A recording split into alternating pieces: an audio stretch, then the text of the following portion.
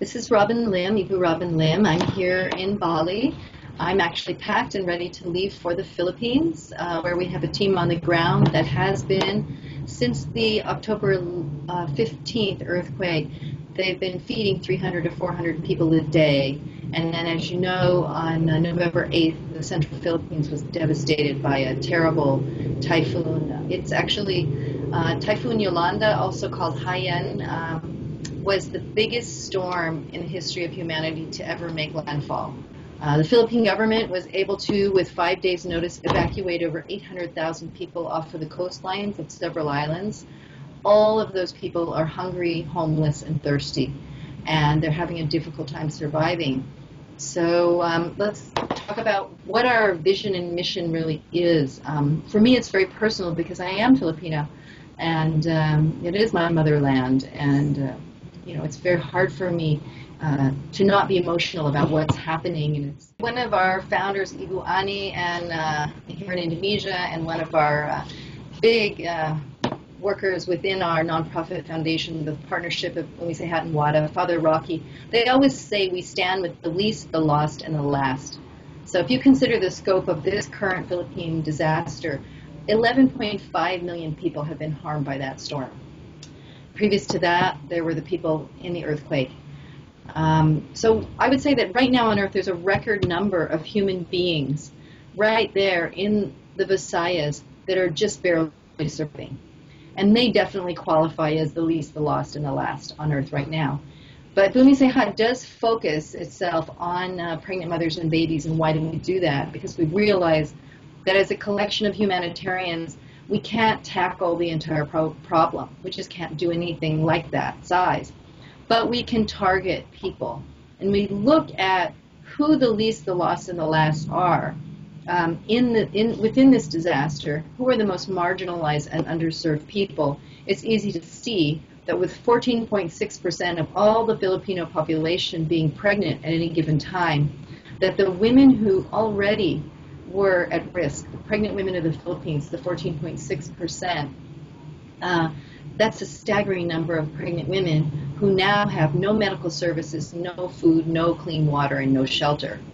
So what happens to them in that situation? What my feeling is we need to prioritize them. We need to protect the mothers and thereby protect the next generation of children coming in. We already have reports of babies being born in the field, in broken down hospitals and refugee camps, where there are actually corpses awaiting burial in the corner and no essential medicines. Everything's run out.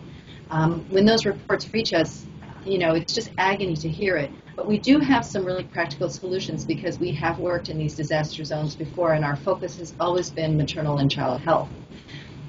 So since these mothers, their blood pressure is going up as their amount of food that they get and water has gone down, the babies are starting to come prematurely, some of them stillborn, some of them so small they don't have a chance. The premature babies that are big enough, that are strong enough, they have a chance if we really use common sense, proper evidence-based medical protocols, which are skin to skin with mother, exclusive breastfeeding. That means they have to have vigilant care, and that health providers that have bad habits, for example, taking the baby away and putting the baby in an incubator and then bottle feeding the baby, those bad habits have to be absolutely avoided. Imagine having to mix infant formula in water when there's no clean potable water. It's a recipe for death and disaster for that baby and family. So once a woman on Earth is pregnant, she's already 300 times statistically more likely to die within that next 9 months or a year than she was before she was pregnant. So then you add to that the trauma of a disaster of this size, and you really do have a lot of desperate people out there, particularly families that are expecting a baby out here. We know that eclampsia is a killer. When a woman's health falls so far below normal, when she's pregnant, she begins to have convulsions and she can die quite easily. So we want to prevent those deaths.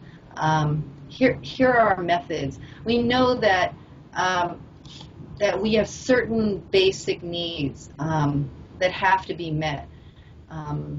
Clean water, food, medical support, shelter. Those are the urgent imperatives right now in the Central Philippines. And the steps that we're already taking as a team, I'm going to go through those right now. Clean water. My daughter is in touch with a company that makes solar water purifiers.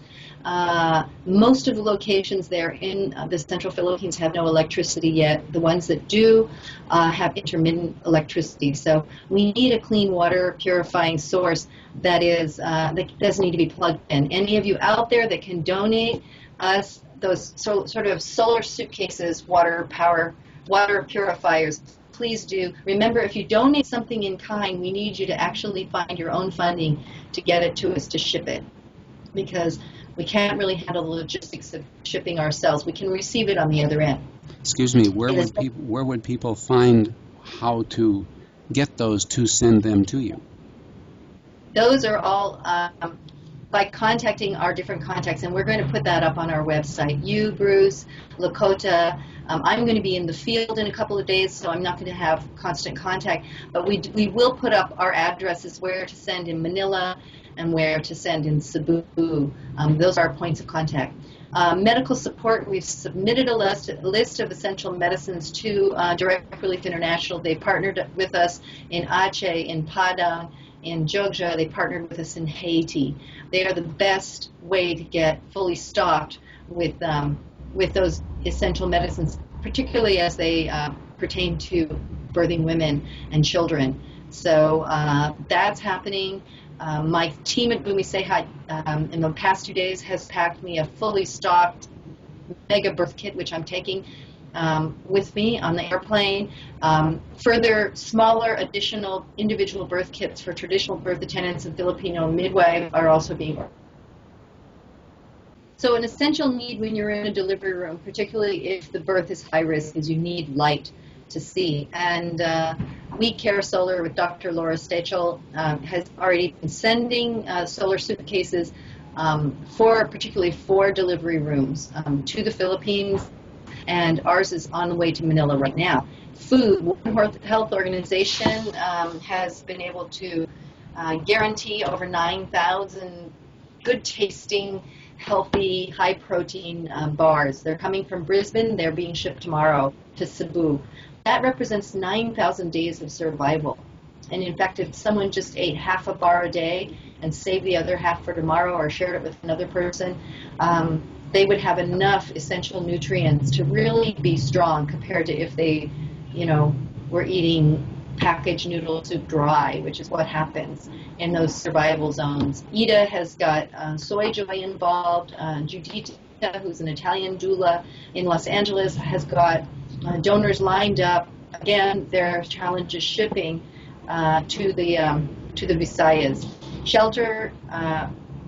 The shelter box people from Rotary have made contact with us. We are meeting this coming week. This week we're in right now. We're going to meet with their deployment link in Cebu. My daughter in Love Zion's wife, Mariam, she works with a very large nonprofit organization, disaster reduction and relief, Asian Disaster Reduction and Relief Network, and she will be there with me. They're flying her over tomorrow or the next day to be able to liaison with logistics. What's happening with logistics is that this time we know a lot more. So Asian Disaster Reduction and Response Network is trying to organize all the NGOs so that they all have jobs and they all do them efficiently. That work on the ground did not happen in Aceh until 4.5 months into the kerfuffle. Let's call it a kerfuffle. So I am one of the reasons I'm trying to get to the Philippines as soon as possible, besides the fact that I'm crawling out of my skin wanting to do patient care, is so that I can be at those first meetings and make sure to have input there. Alfredo, our Filipino team member, he's here in Indonesia, he's networking, making sure that we have customs releases and all of that for our goods coming in. Okay, and the most important thing that I'm going to talk about is fundraising. You guys, you women and men and children out there doing bake sales, honestly, you are the foundation of our foundation. You're the heart. Without you, our hands can't do a thing. And right now, Catherine Bromhall at Bumisehat International has launched 1 Million Mothers, It's easy to donate on Facebook, and I will send these clicks to you, Bruce. Lakota, my daughter, she set up the link from the Bumi Sehat website for donations, and they're already pouring in from those two sources, A Million Mothers and BumiSehatFoundation.org, and then you can go straight to on the homepage, there's a way to get to the Philippine click button, so you know that your donation is going to the Philippines. November 24th is my birthday, and I'll be 57. So what I'm asking you for, all of you that have any love for me at all, if you want to say happy birthday, give me $1 or $10,000. I'll be happy to accept the gift. It's really personal for me. You know, really, if you'd like to give me a birthday gift, give me some help for the people in the Visayas. You know, click those buttons. And I don't have a lot more to say except for please and thank you. Maraming salamat, and I love you.